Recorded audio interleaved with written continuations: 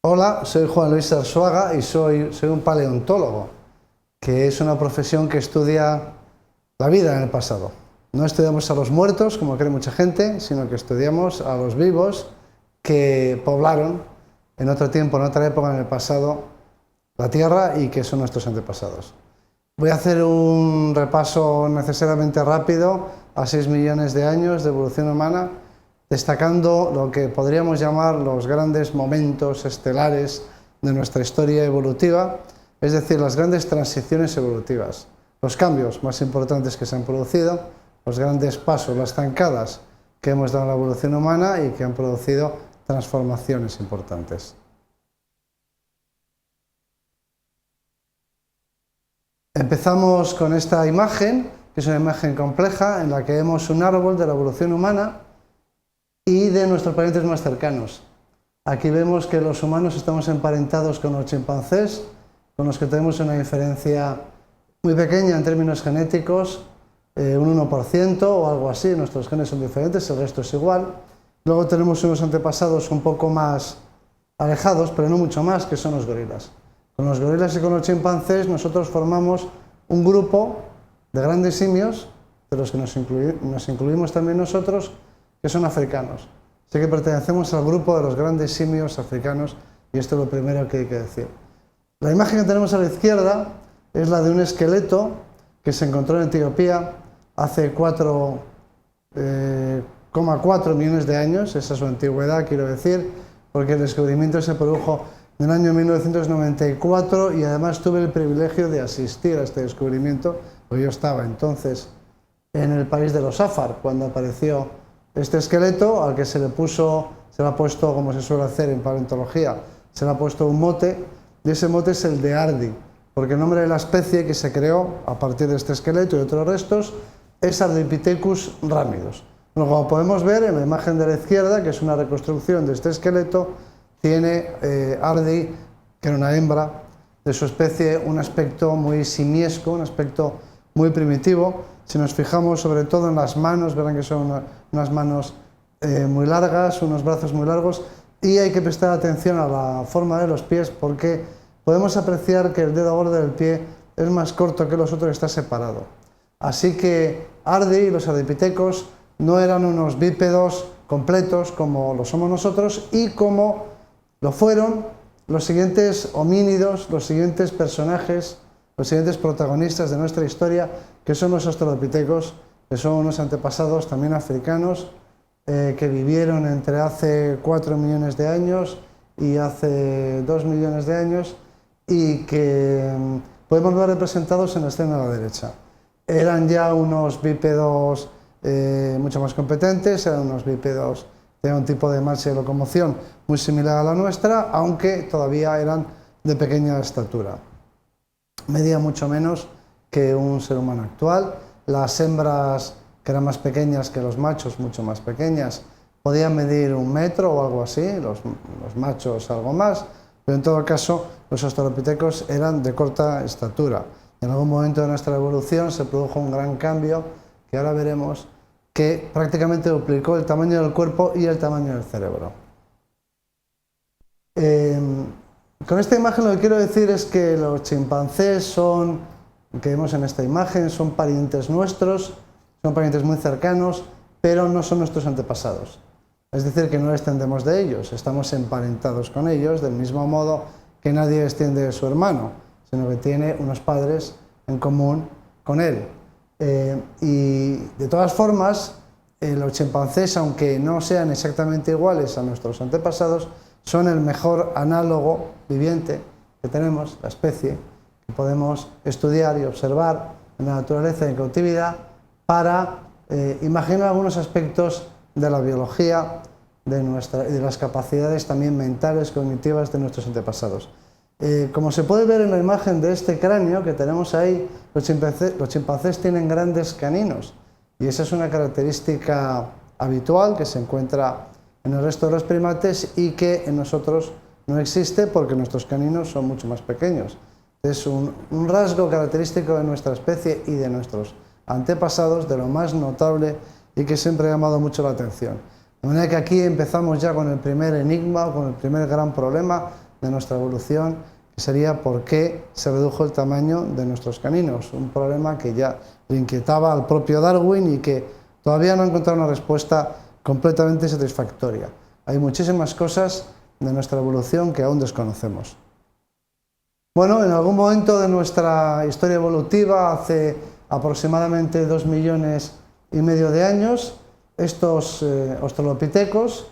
que como se puede ver en esta imagen tenían un aspecto pues todavía muy simiesco, que eran de pequeño tamaño, de estatura baja, una estatura comparable a la de los chimpancés, empezaron a fabricar instrumentos de piedra, instrumentos muy toscos, muy sencillos, para obtener simplemente bordes cortantes, y con ellos fueron capaces de empezar a procesar carne animal y a incorporar de modo sistemático las proteínas y las grasas de origen animal a su dieta. Algo que no se podía hacer sin el concurso de las herramientas de piedra, porque como acabamos de ver,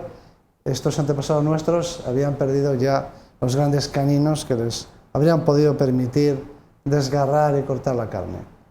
Bueno, la evolución continuó por este sendero, la incorporación de animales a la dieta de los homínidos al principio fue más de fortuna, en el sentido de que explotaban animales que se encontraban muertos o que arrebataban o que disputaban a los carroñeros que habían cazado los depredadores, los grandes depredadores, pero poco a poco se fueron haciendo más capaces de capturar ellos, al principio pequeñas presas, y luego de procesarlas por medio de la tecnología que se fue desarrollando y que les proporcionó unas herramientas que la biología no les había facilitado. En un momento de nuestra historia evolutiva, que podemos situar en torno a los 2 millones de años, se produce un gran cambio en nuestra anatomía. Como he dicho antes, el tamaño del cuerpo aumenta enormemente y se adquiere la estatura moderna, que es casi el doble de la de los primeros homínidos, de los australopitecos. Al mismo tiempo se duplica también el tamaño del cerebro y se perfeccionan los instrumentos de piedra, la tecnología lítica. Y al mismo tiempo se produce una reorganización de los sistemas corporales. El aumento del cerebro se correlaciona con una reducción del tamaño, de la longitud del tubo digestivo, que permite economizar recursos energéticos y destinarlos, redireccionarlos hacia el cerebro, que es un órgano que consume muchísima energía. Si me pidieran que diera una cifra que expresara nuestra superioridad cognitiva o mental con respecto a los chimpancés o los primeros homínidos, la que utilizaría sería la del consumo energético del cerebro. En nuestra especie, más o menos el 20% de las calorías que ingresa el individuo se destinan al mantenimiento del cerebro, a su alimentación, y en un chimpancé, que es la siguiente especie más encefalizada de la biosfera después de la nuestra, el consumo energético del cerebro, los recursos que se dedican al cerebro, están en torno al 9%. Es decir, que hemos más que duplicado la cantidad de recursos energéticos que destinamos a este órgano, que es el cerebro, tan importante en nuestra biología, tan importante en nuestra evolución, pero al mismo tiempo tan costoso energéticamente, tan despilfarrador, se ha llegado a decir, pero en realidad es que es un órgano que procesa información y que necesita mucha nutrición. Bien, la evolución continúa. Hay un momento en el que estos homínidos, que ya tienen nuestro tamaño, que aún no tienen nuestro cerebro, pero que se han convertido en cazadores, han dado también un paso ecológico, han ascendido en la pirámide trófica, ya se encuentran en el nivel más alto de la pirámide ecológica, ya se encuentran entre los superdepredadores, son unos cada vez mejores cazadores sociales, mejor organizados, con sociedades más complejas y que son capaces de abatir grandes presas, de desarrollar estrategias de caza, de explotar mucho mejor los recursos animales. Salen de África, y este es un Es un paso geográfico, pero es un paso importantísimo en nuestra historia evolutiva, y al salir de África se encuentran ante un mundo entero por explorar y por explotar. Ese mundo es Eurasia, es un mundo muy diferente al del continente cuna, el de África, donde se había desarrollado la evolución humana hasta entonces, a lo largo de millones de años, pero estos homínidos de cuerpo grande, de cerebro también grande, de sociedades complejas, de tecnología elaborada, están en condiciones de afrontar los nuevos retos ecológicos y climáticos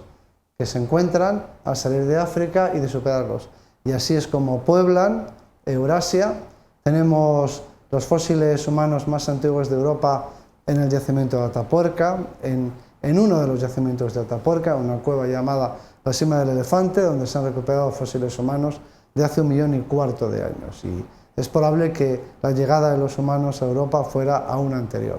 Bien, a partir de este momento se desarrolla la evolución humana en los 3 continentes del viejo mundo. Se desarrolla en África, se desarrolla en Asia y se desarrolla también en Europa, que no deja de ser una península de Asia. Y hay un momento muy importante, que es el que recoge este mosaico de imágenes, en el que aparece un comportamiento que nos sorprende. El yacimiento se llama la Sima de los Huesos, también en la Sierra de Atapuerca, que es donde se ha recuperado la mayor colección de restos fósiles humanos de la historia. Es un caso que no tiene ninguna comparación ni parangón en el resto del mundo. En este yacimiento, que es una cavidad al pie de una sima, en el interior profundo de una cueva, se están recuperando poco a poco los esqueletos completos de una treintena de individuos. De manera que nos encontramos con la ventana más grande abierta a nuestro pasado. Podemos conocer a esta población casi como si estuviéramos en su presencia, como si los pudiéramos observar directamente. La acumulación en sí misma es un problema a resolver. Todo parece indicar que estos cuerpos fueron acumulados por otros humanos, y la pregunta es si ese comportamiento tenía algún significado, es decir, si representaba un comportamiento simbólico o no, es decir, si estaba asociado a algún tipo de creencia. En todo caso, parece que era un comportamiento colectivo, llevado a cabo por un grupo. Es difícil establecer con qué propósito, o si tenía propósito, más allá de simplemente depositar esos cuerpos, pero junto con los cadáveres, junto con los esqueletos, también aparece este hacha de mano, un hacha de mano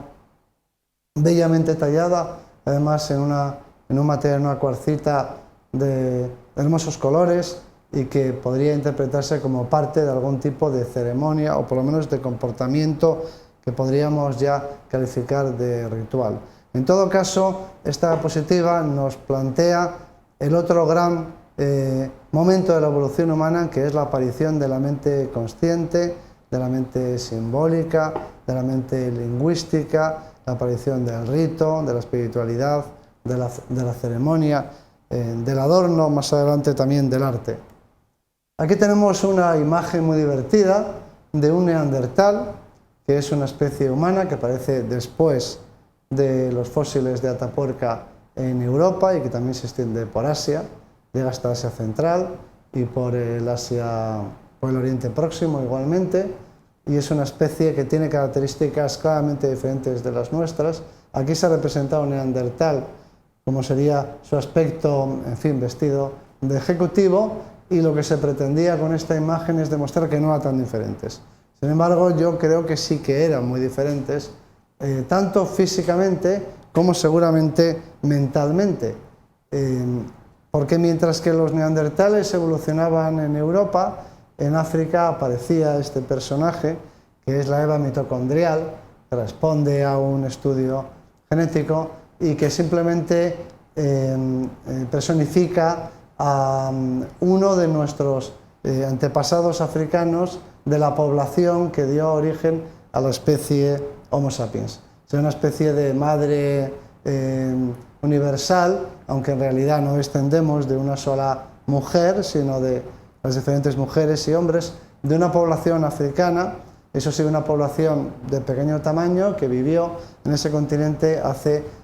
unos aproximadamente 200.000 años. De manera que mientras que en Europa estaban los neandertales, que hemos visto hace un momento vestidos como nosotros, en África pues aparecía nuestra especie, nacía nuestra especie, y esta especie se extendió más allá de África, y una de sus características, que es también una característica nuestra, es su gusto,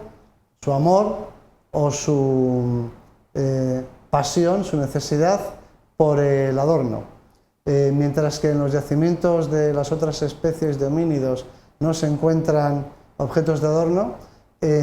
asociados a los seres humanos de nuestra especie aparecen siempre objetos de adorno, que pueden ser tan sencillos como estos dientes de cocodrilo que lleva en el pelo una aborigen australiana. No es un objeto muy complicado, pero que demuestra, claramente expresa un nuevo tipo de mente, un nuevo tipo de mentalidad. Se ha producido una nueva forma de mente, un nuevo tipo de ser humano que tiene, con respecto a los demás, a los anteriores y a sus contemporáneos, diferencias anatómicas, por un lado, muy claras. Nosotros somos más estrechos, nosotros somos más esbeltos, y al mismo tiempo tiene rasgos de conducta como esta pasión, esta obsesión casi por el adorno que nos caracteriza y que nos distingue. Esta especie que es la nuestra, como digo, termina extendiéndose por todo el mundo y desde los primeros momentos nos deja estos testimonios, que son los del arte prehistórico, de una espiritualidad desbordante, de una creatividad